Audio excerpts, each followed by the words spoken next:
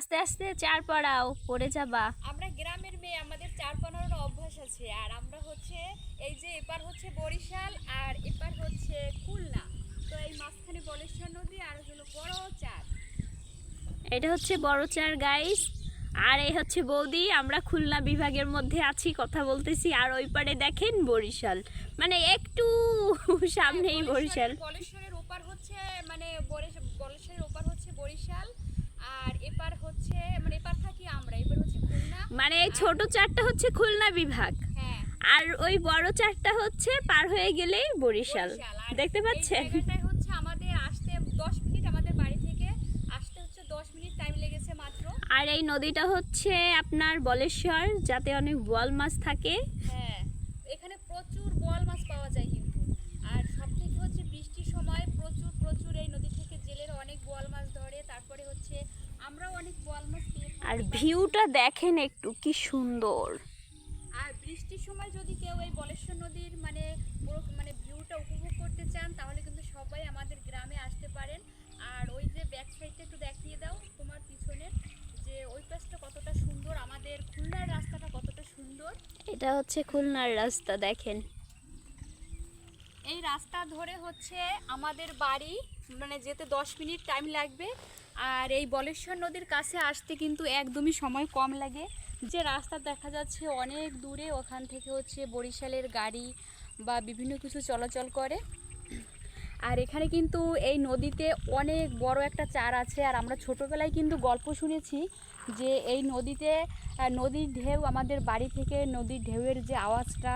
আর এখানে কিন্তু আগে প্রচুর নৌকা ডুবতো, মানে এতটাই বড় ছিল। নদীটা হ্যাঁ, কিন্তু এখন ছোট হয়ে গেছে, কিন্তু এই নামটা কিন্তু অনেক বিখ্যাত একটা নাম, অনেকেই নামটা বললে চেনে। আর এখানের এই নদীর যে এতটা স্রোত ছিল বা ঢেউয়ের আওয়াজ আমাদের বাড়ি থেকে কিন্তু শোনা যেত। এতটা বড় তো ছিল। অনেক দিন ধরে গর্জন ভাবছি যে ছিল। এখানে আসবো বা আপনাদের একটু দেখাবো আমাদের বাড়ির পিছনের ব্যাকগ্রাউন্ড। মানে এটা কিন্তু আমাদের বাড়ির পিছন সাইডটা, মানে আমাদের বাড়ির পিছনের এই নদীটা মাঠ রয়েছে। আর এই মাঠে হচ্ছে আমাদের কি হয়, তরমুজ চাষ হয় হ্যাঁ প্রতি হ্যাঁ, বছর। এই মাঠে তরমুজ চাষ প্রচুর হয়। তরমুজের চাষ হয় আমাদের এই মাঠটায়।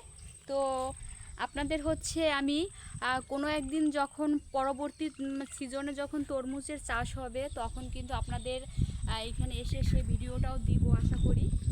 আর এইখানে যদি আপনারা আসতে চান, তাহলে কিন্তু ঠিক বর্ষার সময় এই জায়গাটা আসবেন।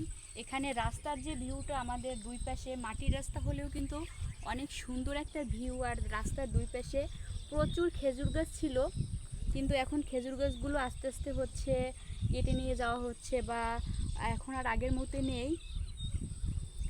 আর তার পাশে এপাশে হচ্ছে একটা খাল নদী থেকে।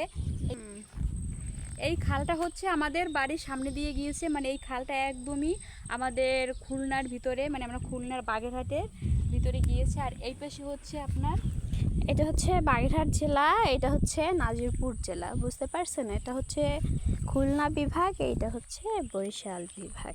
মানে আমরা হচ্ছে কাছাকাছি পার্থক্য। থাকি। কিন্তু নদীটা কিন্তু একসময় অনেক বড় ছিল, আমরা ছোটবেলায় কিন্তু গল্প শুনেছি, তাই না বলু?